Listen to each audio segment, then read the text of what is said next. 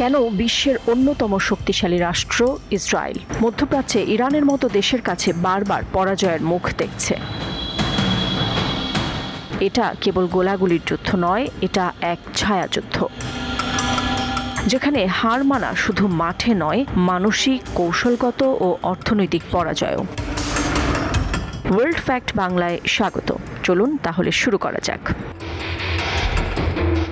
Proxy যুদ্ধ, ইরানের গোপন হাতিয়ার।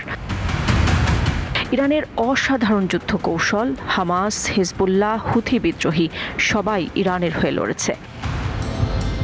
ইসরায়েল একদিকে গাজা, অন্যদিকে লেবানন, আবার ইয়েমেন থেকেও হামলার শিকার। এত ফ্রন্ট সামলানো ইসরায়েলের জন্য অসম্ভব হয়ে পড়েছে।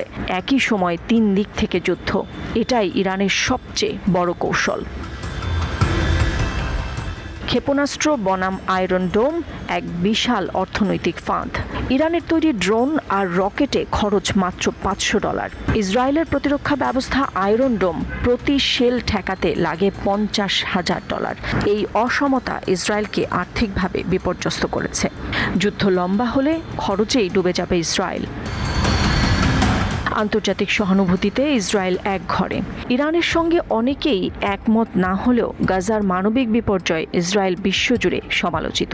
জাতিসংঘের তদন্ত, আন্তর্জাতিক আদালতে মামলা, সবকিছু মিলে ইসরায়েলের অবস্থান দুর্বল।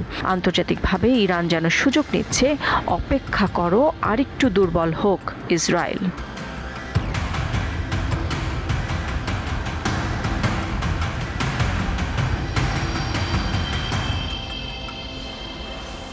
সাইবার যুদ্ধে ইরান এক ধাপ এগিয়ে। ইসরায়েল ইরানের পরমাণু স্থাপনায় সাইবার হামলা চালাতো, কিন্তু এখন ইরানও হ্যাক করছে ইসরায়েলের হাসপাতাল, পানি সরবরাহ, ব্যাংকিং সিস্টেম। নীরব এই যুদ্ধেই যেন অনেক বড় ক্ষতি হচ্ছে ইসরায়েলের ভেতরে।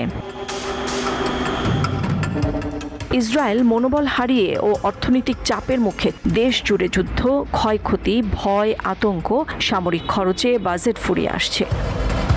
অন্যদিকে ইরান নিজের জনগণকে উত্তেজনায় রাখছে, বলছে আমরাই জিতছি, এটাই আসল জয়। ইসরায়েল এখনও অস্ত্রের দিক দিয়ে গিয়ে কিন্তু কৌশলে পিছিয়ে পড়ছে। আর ইরান, সে লড়ছে ধীরে ধীরে, ছায়ার আড়ালে, কিন্তু প্রতিবারই এক ধাপ এগিয়ে।